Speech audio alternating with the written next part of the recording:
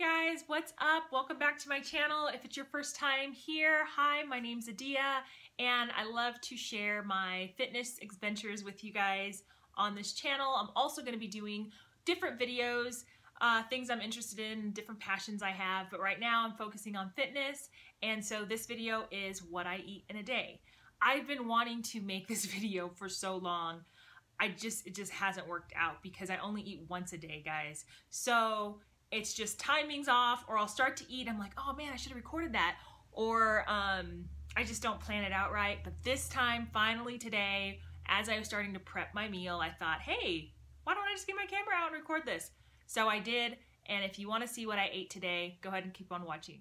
So before we get into the video, if you can do me a favor, if you haven't already, go ahead and hit that subscribe button. I'm really working on my channel, guys. I want to make more content, and so hitting that subscribe button really helps me grow my channel, and I'm going to be pumping out more videos. So just stay tuned, hit the bell button so you get notified when I do make more videos. All right, so finally, guys, today I recorded what I ate. Like I said, I've been trying to record a what I eat in a day video, but since I only eat one time, it's like, oh shoot, I'm already eating it, and then by the time I'm thinking of recording it, it's just, the time has already gone by. So anyway, I'm glad it finally worked out, and let's go ahead and jump into the video. So usually, guys, I like to have a meat in my meal every time I eat. I like to have either chicken, steak, fish, some type of meat in my meal, but today it just worked out to where I hadn't prepped anything, and I haven't had scrambled eggs in the longest time because I skipped breakfast. I don't ever eat breakfast anymore. So I had a feeling I had a craving for scrambled eggs today. So I like to have a vegetable on my plate.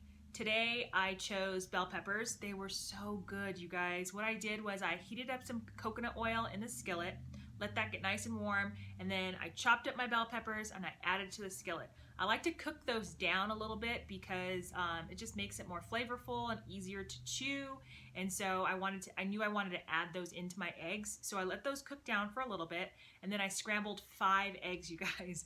And I did not eat all 5 eggs. I shared this meal with my husband, but if it was just for me, I probably would have used 2 or 3 eggs, depending on how hungry I was.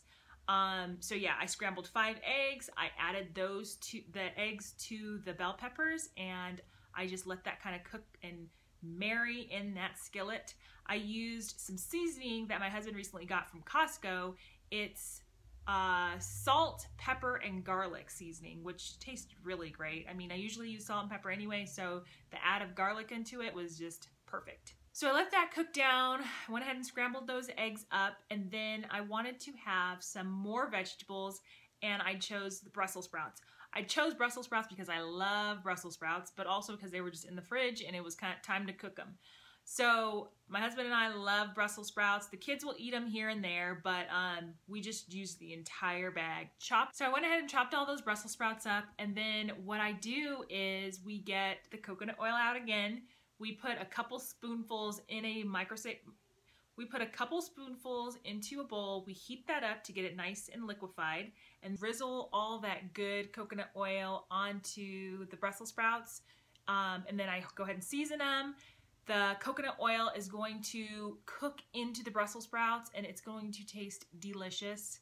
We set our oven for 400 degrees, and then we bake them for about 25 minutes, sometimes 30 minutes, depending on how big they are. Sometimes they take a little bit longer. You want them to be nice and, you know, soft. You don't want to be too soft, but I don't like when they're too crunchy or hard to chew. I like when they're nice and soft.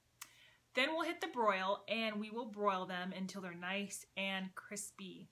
Oh my gosh, these Brussels sprouts were so good. I don't know if you guys like Brussels sprouts, but try them. If you haven't tried them in a long time, maybe since you were a kid, go ahead and try them. I mean, your taste buds change the older you get, and so I didn't think I liked Brussels sprouts until I started keto, and then I kept seeing them on everybody's Instagram feed, and I was like, you know what, I'm gonna go ahead and try those.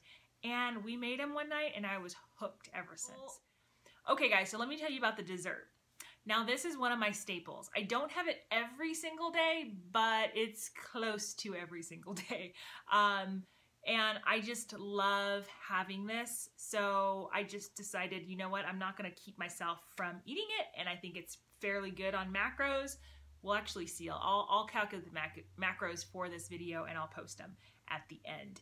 But here's what I do. So I get my almond butter. It's the almond butter from Costco.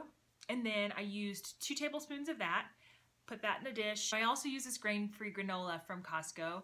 It is really good, you guys. I don't know if you're into granola or you miss that type of food, but this is really good. It takes a little bit of time to get used to if you're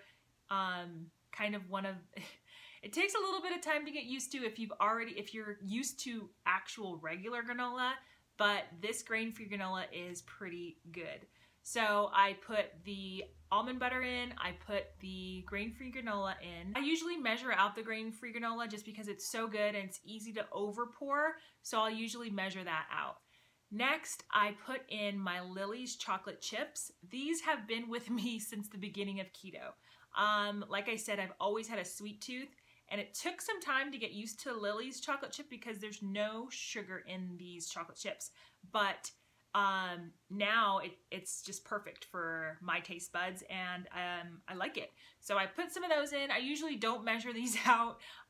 Usually I just pour a few in. You can have, like, I don't know, 60 chocolate chips, and the calorie count is really good. So I don't use that much. I just pour in a few, and then I usually use blueberries. This time I used mixed berries, but my go-to is blueberry.